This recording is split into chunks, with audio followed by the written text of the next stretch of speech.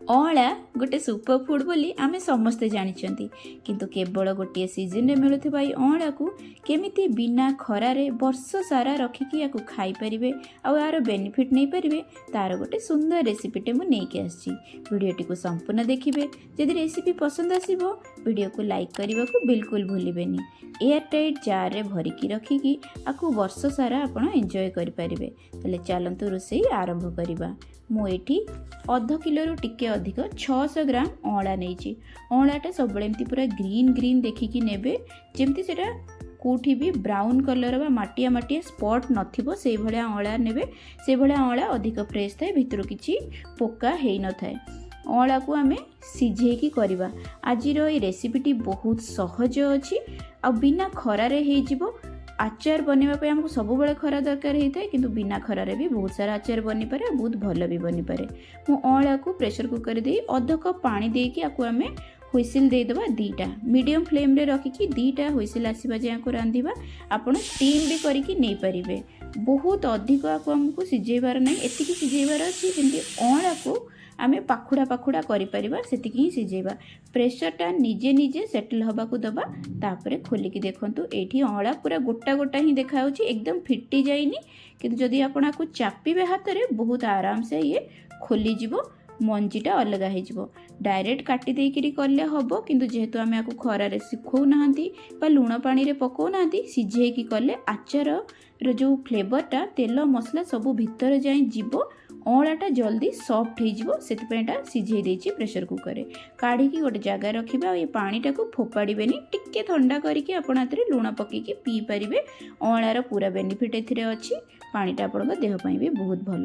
ଏଠି ଦେଖନ୍ତୁ, ଏମିତି ଚିପି ଦେଲେ ବହୁତ ଆରାମସେ ଏମିତି ପାଖୁଡ଼ା ହେଇକି ଏଇଟା ବାହାରି ଆସିବ ଆଉ ମଞ୍ଜିଟା ଆରାମସେ ବାହାରିକି ଅଲଗା ହେଇଯିବ।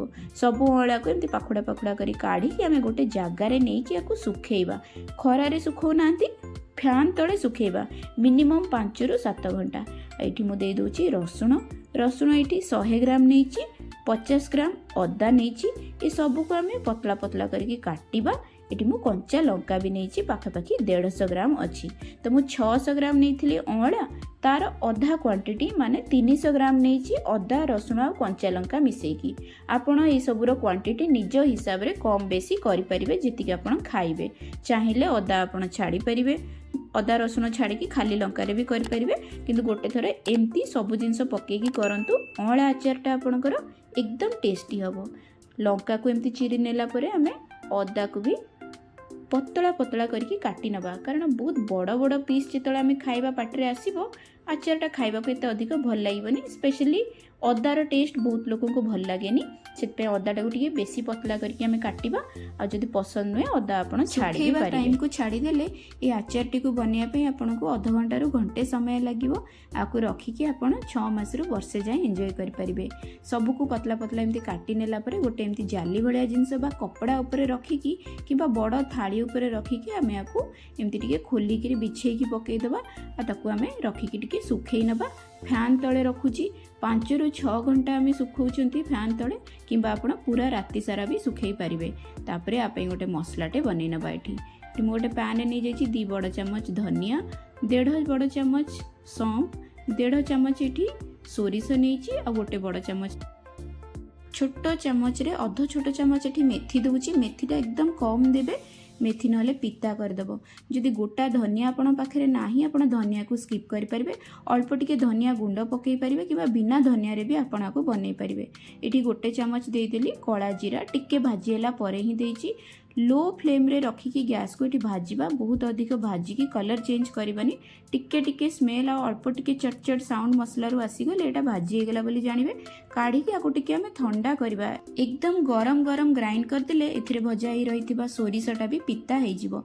हल्का ठंडा कला परे ही आको आमे फाइन करके ग्राइंड करके नबा। मसलाटा ये रेडी हो जाइछि। आ सुखेकी रखिथिबा अदा रसुण कंचा लंका अँला भी आमर सुखी जाइछि। एठी अँलाटा आपनको उपरु सुखिला सुखिला लागिवो, किंतु भितरु एटा ओदा ही अछि, किछि व्यस्त होबार नाही। सेतिकी ओदारे भी आचार बिल्कुल खराब होबनी, एकदम भल आ परफेक्ट आचार बनिबो। जदि खरा अछि आपण गोटे दिन खरा दे दियंतु, नहले बिल्कुल एई प्रोसेस रे आपण बनै परिबे। गोटे पैन रे नै जिबा, 2 बड़ चामच सोरिष तेल तेल मु एठी टिके गोटे छोट चामच बेसन पकेकी भाजुची। बेसन देले आचारटा आमर बहलिया हबो, मसला और तेल बिल्कुल बाइंड होगी रहिबो, एकदम तेल अलग मसला अलग हो जीवनी। तो मुझे गोटे छोट चामच बेसन देची आ एकदम लो फ्लेम रे रखिकी 1 ରୁ 2 मिनिट आपको आम भाजवा। बिल्कुल यार कलर चेंज करवानी कि आपको पोड़ी दबानी, हाई फ्लेम रे बहुत जल्दी ये रांधि जीवो। काश्मीरी चिली देली गोटे बड़ चामच, अध छोट चामच हलदी गुंड आ 2 ରୁ 2.5 चामच मुझे देची लुण। आचार लुण टिके अधिक रुहे, आपण टिके एडजस्ट करके दे पारिबे, किंतु 2.5 चामच रे एतिकी परफेक्ट लुण यहाँ हो जाइथिला मोर। आपन टिके अधिक दरकार है, आउ टिके अधिक लुण पकई पारिबे। ये सब को पकईकी आपको टिके लो फ्लेम रे ही रखिकी आम टिके समय भाजिबा। बिना खरार यहाँ करूचंती, टिके एमती लो फ्लेम रे रखिले जो एक्स्ट्रा मॉइस्चर अच्छी एथिरे सेटा टिके उड़ी जिवो। आचार आहुरी अधिक दिन रहिबो, आचारर जो शेल्फ लाइफ थाए सेटा बढ़ी जिवो। तो फ्लेम को आपण मने रखिकी लो रे ही रखिबे, नहले बाकी मसला सब पोड़ीबा स्टार्ट हबो। एटी मु फ्लेम ऑफ कर देली आ भाजिकी रखिथिबा जो ग्राइंड मसलाटा सेटा दउची। फ्लेम ऑफ करिकी ही देबे। आमको एठी मसला को पकेकी आकु रांधिबार नाही। प्रथमे से सब मसला रांधि ही सारला परे एथिरु 3 बड़ चामच मु दे देली ए मसला। सब मसला मु देइनी, बहुत अधिक मसला हमको दबार नाही। अधिक मसला अळार टेस्ट को दबे दबो, हमको सेटा करिबार नाही। बिल्कुल टेस्टी आचार करिबा कम तेल कम मसला रे। ए जाए वीडियोटी को देखुथिले लाइक करिबा को बिल्कुल भूलिबेनी। एठी मोटे काच जार को गरम पानी एकदम फुटा पानी रे धोईकी रखी आपको पोछि नवा, जमती बिल्कुल पानी से रही। आचारटा को टिके हल्का ठंडा हो गला परे ही जार भितरे भरिबे। जेबे भी आचार बनाउछंती एटा बहुत जरूरी स्टेप कि आपण गोटे सफा जार यूज करिवे, प्रेफरेबली काच जार यूज करिवे। काच जार रे ही आचार अधिक भल रुहे। एबे तेल दबा आम एथिरे मो 250 ml सोरिष तेल गरम करछि। देखंतु तेल मु एठी टिके कम देछि मो आचार रे, आपण आ टिके अधिक भी दे परिवे। एकदम पाइपिंग हॉट गरम हेकी एमती धुआं उठिला परे तेल को हल्का ठंडा करिवे, तापरे एथिरे ढालिवे। 5 मिनिट ताको रखि नबा ठंडा करिया पई, तापरे आचार दबा आ मिक्स कर नबा। मु बहुत थर ए आचार को बनैछि, सब बेले एटा एमती परफेक्ट बने बिना खरारे भी।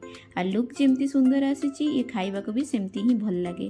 आशा करछि ए रेसिपी को आपण गोटे थर ट्राई करिवे आ मते जणैबे आपण को आजिर रेसिपीटी केमिति लागिला। ज्योतिष खाना पीना रे नुआ थिले सब्सक्राइब करने को बिल्कुल भूलिबेनी। मु देखा आउरी गोटे बहुत ही बढ़िया रेसिपी सहित। सेते पर्यंत रहिली, नमस्कार।